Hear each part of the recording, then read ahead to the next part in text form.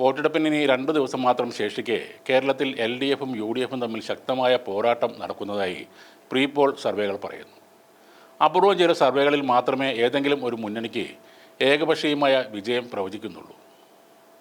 Manorama, C voter, Lok poll, news 18, vote tracker, Jan Mat എന്നിവയെല്ലാം നടത്തിയ സർവേകൾ പ്രകാരം ശക്തമായ പോരാട്ടം നടക്കുന്നുണ്ടെങ്കിലും UDFിനാണ് നേരിയ മുൻതൂക്കം ഇവർ നൽകുന്നത്. എന്നാൽ വിജയം ഉറപ്പു നൽകുന്ന തരത്തിൽ സീറ്റ് വ്യത്യാസവുമില്ല എന്നതാണ് ശ്രദ്ധിക്കേണ്ടത്. ഈ പ്രവചനങ്ങളിൽ മിക്കതിലും UDFിൻ്റെ സീറ്റ് നില ഏകദേശം 67 മുതൽ 86 സീറ്റുകൾ വരെയാണ്. LDF ഈ സർവേകളിൽ 51 മുതൽ 70 സീറ്റുകൾ വരെ നേടി പിന്നിലാണെങ്കിലും മത്സരം ശക്തമായിരിക്കും എന്ന് തന്നെയാണ് സൂചനകൾ. കൃത്യമായി എല്ലാ പോളിലും പറയുന്നത് BJPയുടെ കാര്യമാണ്. അതിൽ മാറ്റങ്ങളില്ല. NDA 0 മുതൽ 5 സീറ്റുകൾ വരെ നേടുമെന്നാണ് എല്ലാ സർവേകളും സ്ഥിരമായി പ്രവചിക്കുന്നത്. മത്സരം എത്രത്തോളം ഇഞ്ചോടിഞ്ച് പോരാട്ടമാണെന്ന് പ്രീ പോൾ സർവേകളിലെ വോട്ട് വിഹിത കണക്കുകൾ കൂടുതൽ അടിവരയിടുകയാണ്. UDF ഏകദേശം 39%-നും 45%-നും ഇടയിൽ വോട്ട് വിഹിതം നേടുമ്പോൾ LDF വളരെ കുറച്ച് ശതമാനം പോയിന്റുകൾ മാത്രം പിന്നിലാണ്. ചെറിയ ഏറ്റക്കുറിച്ചുകൾ പോലും വന്നാൽ ഡസൻ കണക്കിന് സീറ്റുകളിൽ ഫലത്തെ മാറ്റി മറിച്ചേക്കാമെന്നാണ് ഇത് സൂചിപ്പിക്കുന്നത്. ഇനി മാതൃഭൂമി കോർ സർവേ നോക്കിയാൽ LDF 66-നും 78-നും ഇടയിൽ സീറ്റുകൾ നേടുമെന്നും UDF പരമാവധി 72 സീറ്റുകൾ നേടുമെന്നും പറയുന്നു. NDAക്ക് 2 സീറ്റുകളാണ് അവർ പറയുന്നത്.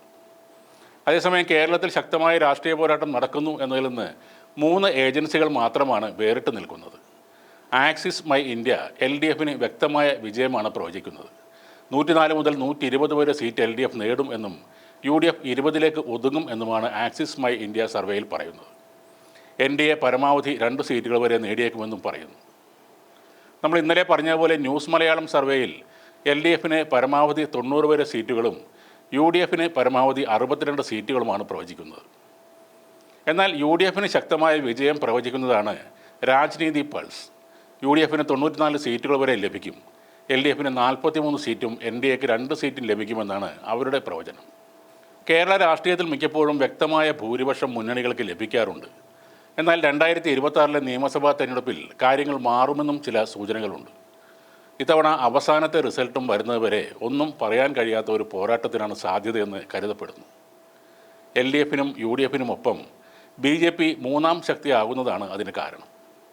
കഴിഞ്ഞ തദ്ദേശ തെരഞ്ഞെടുപ്പ് ഫലങ്ങൾ ഇത് വ്യക്തമാക്കുന്നുണ്ട്. 2025 തദ്ദേശ തെരഞ്ഞെടുപ്പിൽ LDFും UDFും 7 ജില്ലാ പഞ്ചായത്തുകൾ വീതം നേടി കടുത്ത മത്സരം കാഴ്ചവെച്ചു. 2010 UDF 14-ൽ 8-ഉം LDF 6-ഉം ജില്ലകൾ നേടി. 2011 നിയമസഭാ തെരഞ്ഞെടുപ്പിൽ ഇത് വ്യക്തമാകുകയും ചെയ്തു. UDF 72 സീറ്റും LDF 68 സീറ്റും നേടി നേരിയ ഭൂരിപക്ഷത്തിലാണെന്ന് UDF വിജയിച്ചത്. ഓരോ സീറ്റുകളിലെയും ചെറിയ ഭൂരിപക്ഷം നിർണായകമായിരുന്നു. ഇപ്പോഴത്തെ സാഹചര്യം അതുപോലെയാണെന്ന് തോന്നിക്കാമെങ്കിലും ഇത്തവണ മത്സരം 2 മുന്നണികൾക്കിടയിലല്ല. BJP ഒരു മൂന്നാം ശക്തിയായി ഉയർന്നുവന്നതാണ് പ്രധാന മാറ്റം. 2011 BJPയുടെ വോട്ട് വിഹിതം 10%-ത്തിൽ താഴെയായിരുന്നു. അതുകൊണ്ട് തന്നെ ഫലങ്ങളിൽ സ്വാധീനമുണ്ടായിരുന്നില്ല.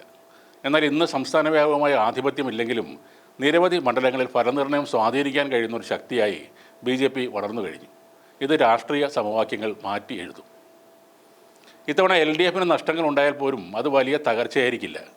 അവരുടെ കയ്യിലുള്ള 98 സീറ്റുകളിൽ നിന്ന് 30 സീറ്റുകൾ നഷ്ടപ്പെട്ടാൽ പോലും 68 സീറ്റുകളിൽ LDF വിജയിക്കും. ആ ഒരു സാഹചര്യത്തിൽ BJPക്ക് 5-ഓ അതിലധികമോ സീറ്റുകൾ നേടാൻ കഴിഞ്ഞാൽ സാഹചര്യം മാറും. ഒരു മുന്നണിക്കും വ്യക്തമായ ഭൂരിപക്ഷം ലഭിക്കാത്തൊരു നിയമസഭയായിരിക്കും പിന്നീട് ഉണ്ടാവുക. അതുകൊണ്ട് തന്നെ 2026 ഈ ഇലക്ഷൻ കേരളത്തെ സംബന്ധിച്ചിടത്തോളം ഏറെ നിർണായകമാണ്. എന്നാൽ ഇതെല്ലാം സൂചനകൾ മാത്രമാണ്. മറ്റന്നാൾ പോളിംഗ് ബൂത്തിൽ മലയാളികൾ തീരുമാനിക്കും അടുത്ത 5 വർഷം ആര് ഭരിക്കണമെന്നത്.